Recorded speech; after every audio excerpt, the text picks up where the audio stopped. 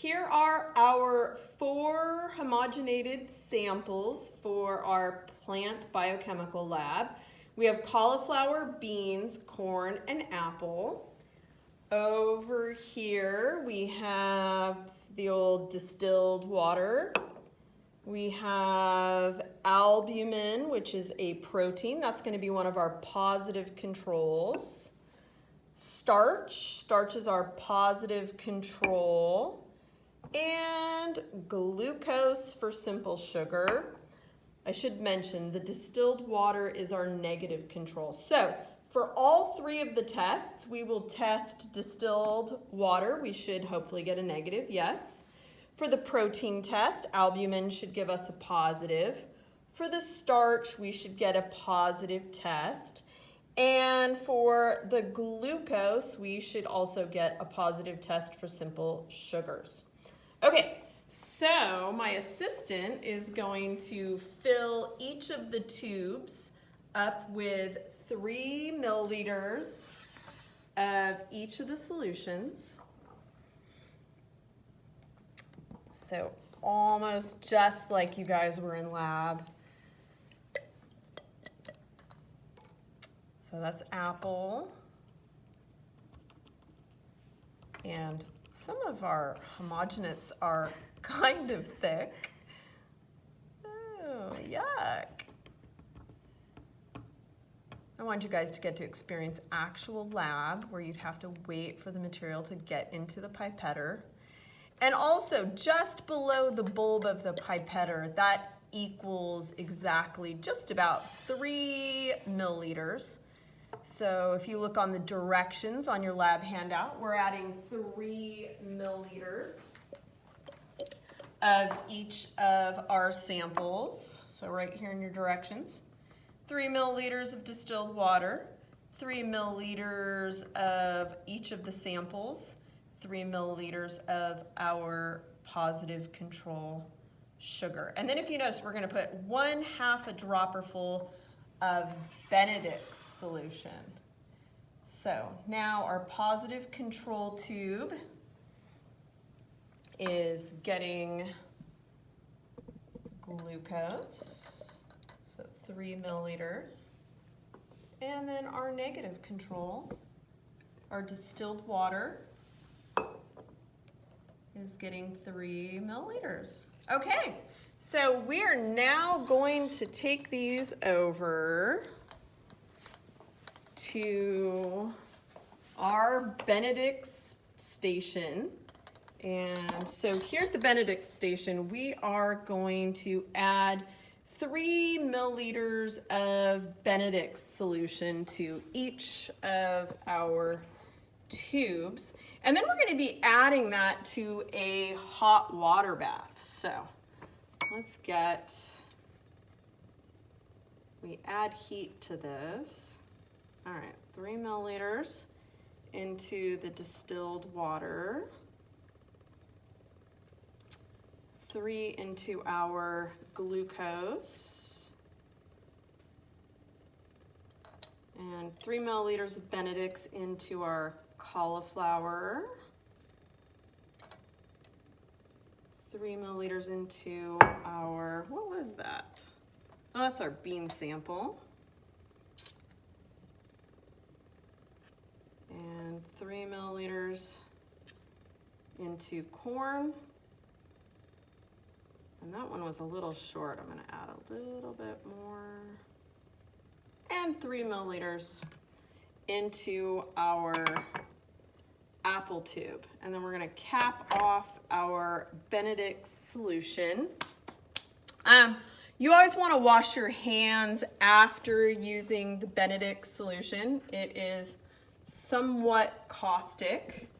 And then I also want you just to, well, if you were here, I'd want you to tap your tube facing the wall away from you. So there's our distilled water tube into our hot water bath. And here is our sugar, simple sugar glucose going in. And cauliflower, just tapping that to mix it with our Benedict solution. And beans.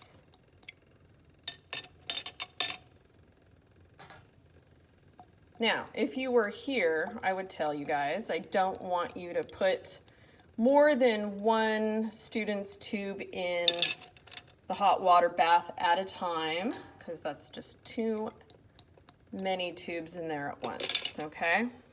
And we're gonna face all of those so they're away from my face, going towards the wall.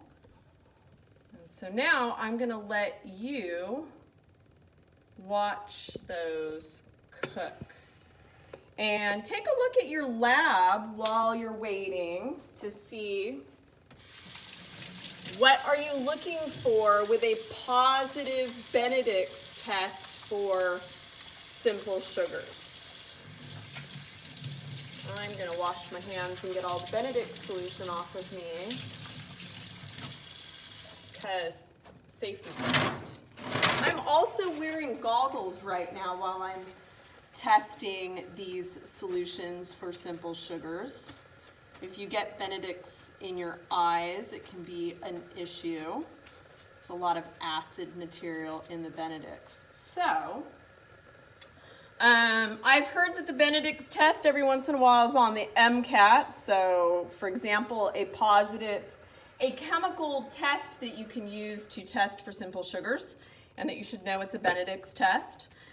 You can take anything and kind of homogenate it like we've done here, add some heat to it, and look for your positive reaction or negative reaction. And I just turned the heat down. You might have seen it jumping a little bit. That was just from the heat and the water in the tubes.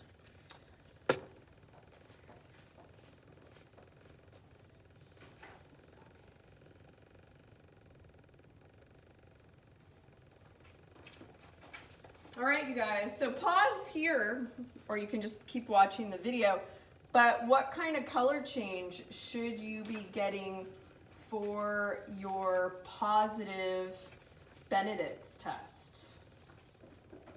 And did I even tell you that on your lab? That's a great question. Thought